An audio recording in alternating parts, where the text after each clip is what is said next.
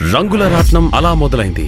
సోమవారం నుంచి శనివారం వరకు మధ్యాహ్నం 1 గంటకు మీ ఈటీవీలో. మౌన పోరాటం డైలీ సీరియల్ సోమవారం నుండి శనివారం వరకు రాత్రి 8 గంటలకు.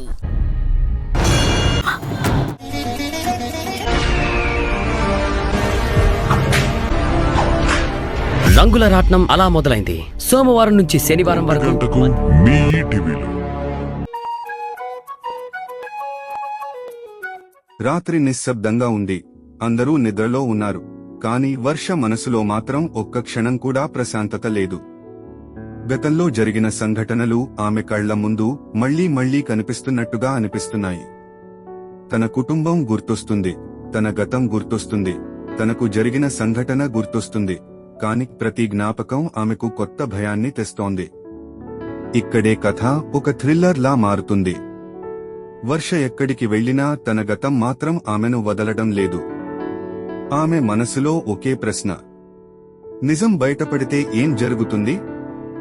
ఆ ప్రశ్నకు సమాధానం దొరికే వరకు ఆమెకు శాంతి ఉండదు. మరోవైపు కుటుంబం కూడా వర్ష గురించి తెలుసుకోవడానికి ప్రయత్నిస్తే కథ రెండు వైపులా ముందుకు సాగుతుంది. ఒకవైపు వర్ష తనను తాను కాపాడుకుంటుంది, మరోవైపు కుటుంబం నిజాన్ని వెతుకుతుంది.